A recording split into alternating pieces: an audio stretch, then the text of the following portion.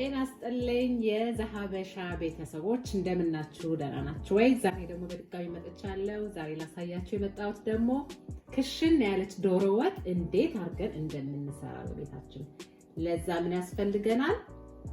እዚህ ጋር እንደምትመለከቱት ሽንኩርት፣ በርበሬ፣ ጥቁር ቅመም አለኝ፣ ኮረሪማ፣ መከለሻ፣ ቅቤ፣ ጨው፣ ዘይት፣ ቲማቲም አለኝ፣ ነጭ ሽንኩርትና ዝንጅብል አለ። እዚህ ጋር አታዩትም ያላችሁት እንግዲህ ይሄ ያስፈልገናል። በዚህ አጋጣሚ ደግሞ እኔ ለአንድ ዶሮ የምጠቀመው ተለቅ ያለ ሽንኩርት ከሆነ ለአንድ ዶሮ 10 ሽንኩርት አደርጋለሁ። እንግዲህ እንደ ዶሮ ብዛታችሁ ዛሬ 2 ዶሮ ስለምሰራ ሽንኩርቴ በዛ ያለ ነው። ትንሽ ይሄ አነሳ ያለ ሽንኩርት ስለሆነ ጨምሬበታለሁ 1 2 3 ኤክስትራ። እና ሽንኩርት ሲበዛበት የዚህ ሀገር ዶሮ ብዙ አይጣፍጥም ብዬ ለኔ ሽንኩርት አነስ ሲልበት እወዳለሁ። እንደዛ አድርጋችሁ ሞክሩት። እንግዲህ ወደ ስራው እንሄዳለን። ሽንኩርቱን ልጬ አጥቤ ያዘጋጀሁት ነው። ከትፌ ወደ ስራው እንሄዳለን። አብራችሁን ቆዩ። ይኸውላችሁ ተመልካቾች አሁን ሽንኩርቴን ፈጭቼ ጥጄዋለሁ ማለት ነው። ይሄኛውን አሁን ከድነን እናበስሏለን ማለት ነው።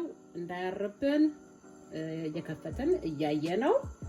እንግዲህ እንዴት እንደሚሆን አብረን እናየዋለን። አብራችን ቆዩ ተመልካቾቼ። ሽንኩርታችንን ነው ያላችሁ እንግዲህ እንደዚህ ያለ በውሃ እየበሰለ ነው። በራሱ ውሃ ምንም አልጨመርኩበትም።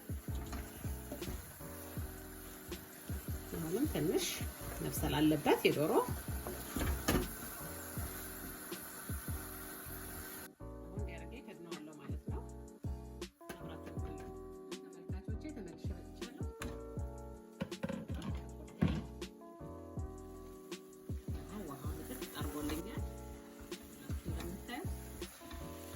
ይሄኛው በደንብ አርጎ ሽንኩርታችን በስሏል ማለት ነው። የቀጣዩ ስራችን ምንድነው የሚሆነው? ዘይት ማስገባት። ይሄን ያህል አሁን ጨምሬያለሁ። አስፈላጊ ሆኖ ካገኘው ደግሞ ጨምርበታለሁ ማለት ነው። የሚያስፈልገው ከሆነ እያያው ጨምርበታለሁ። አሁን ይበቃል ብዬ ያርጋለሁ ማለት ነው። እንዲያርገን እናቅራለዋለን። ተመልሰን እንመጣለን። እሺ ተመልካቾቼ ይኸውላችሁ ሽንኩርቴ ጥብስ ብሎልኛል። አሁን ምንድነው ማደርገው? ነጭ ሽንኩርትና ዝንጅብል ፈጭቼ ያዘጋጀሁት አለ እንጨምርበታለን ማለት ነው።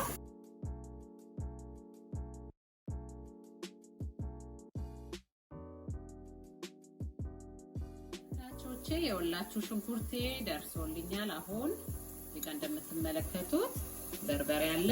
በርበሬ ጨምራለሁ ማለት ነው። በርበሬም ሁሉ እንግዲህ ሰው የራሱ ፍላጎት አለው። በርበሬ እንደምትወዱት መጠቀም ትችላላችሁ። ዶሮ ግን ኮስተር ያለ ሲሆን ደስ ይላል። እንዲያርገን እንግዲህ እንጠቀማለን ማለት ነው። ይሄን ደግሞ ትንሽ እንደዚህ ያደረኩኝ እሽት አደርገዋለሁኝ። ሽንኩርቴንና በርበሬውን አብሬ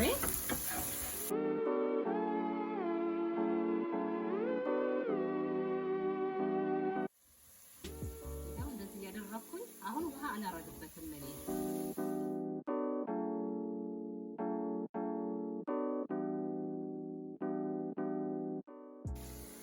ያውላችሁ እንግዲህ ተመልካቾች አሁን በጣም ቆንጆ ሆኖልኛል። እንደምትመለከቱት በጣም ደርሷል። እንግዲህ ከዚህ በኋላ ምንድነው ማደርገው? እንግዲህ አንድ ግማሽ ሰዓት ሊሆን በርበሬውን በደንብ አድርጌ አሸቸዋለሁኝ። ያው ዶሮ እንደምናውቀው እንግዲህ በደንብ አድርገን ማቁላላት ይፈልጋል እና አሁን ምን አደርግበታለሁ? ቁንዶ በርበሬ ጨምራለሁ።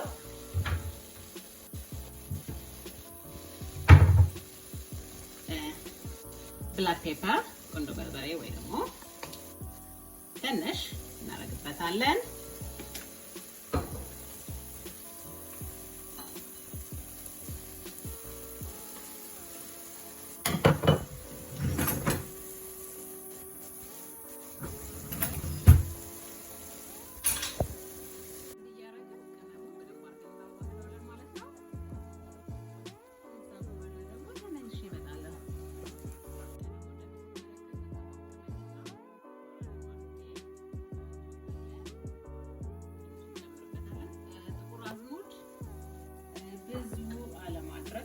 እሳቱን ትንሽ ጎምዘዝ እንዳይልብን ይሄው እዚህ ጋር እንደምትመለከቱት ደግሞ ኮረሪማ አለኝ።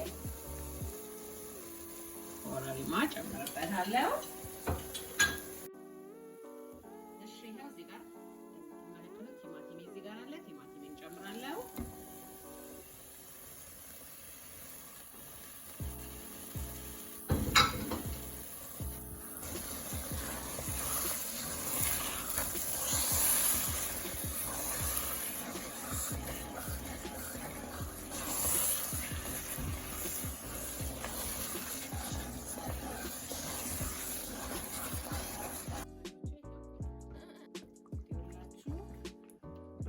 እንግዲህ ቅባቷ እኔ ዶሮ ላይ እውነት ለመናገር ቅባት ወዳለው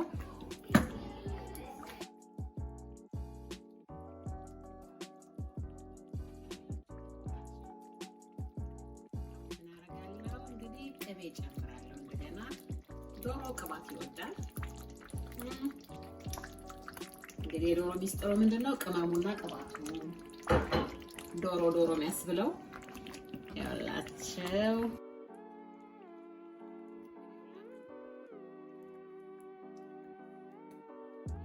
ትንሽ አቆይቼ እንግዲህ ወደ መጨረሻው ስራው እንገባለን። መልሼ መጥቻለሁ።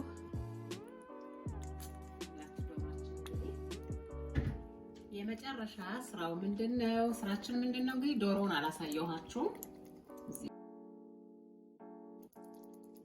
እንግዲህ ዶሮአችን አጥቤ አዘጋጅቼዋለሁኝ። አላሳየኋችሁም ነበር። ዶሮአችን እንደዚህ እያደረግን ማስገባት ማለት ነው፣ አንድ በአንድ። እንደምታዩት ዶሮአችን ገብቷል። እኔ ውሃ አልጨምርበትም። የራሱ የዶሮ ያጠብኩበት ውሃ አለው፣ በሱ ይበስልልኛል ማለት ነው። ዶሮአችን ግን ዶሮ እናውቀዋለን እንግዲህ በደንብ መታጠብ አለበት። ጨው አድርገን ሎሚ አድርገን በደንብ አድርገን ዘፍዝፈን ከጸዳ በኋላ ሽታው ውሃ ሲሸት ነው የምናስገባው። እንግዲህ ዶሮ ደግሞ ያው ስናስገባ እንግዲህ መሀል ላይ ስንጥቅ እያደረግን አንድ በአንድ እናስገባዋለን ማለት ነው። እስኪ መጨረሻውን አብረን እናያለን።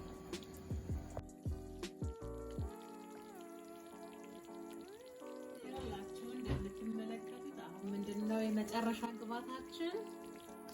ጨው አላስገባሁም። ጨው እናደርግበታለን።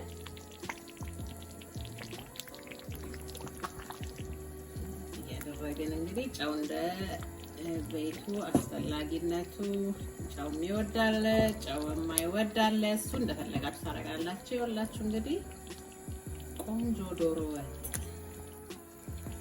ገና ስጋው ትንሽ መብሰል ይፈልጋል።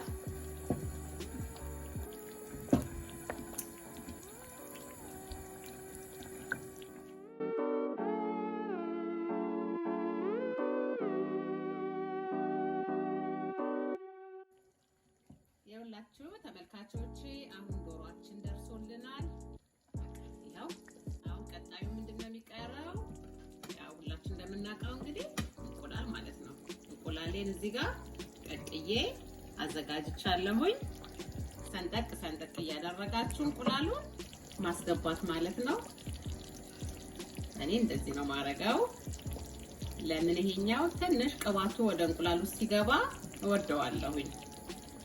እንዲህ ያደረግን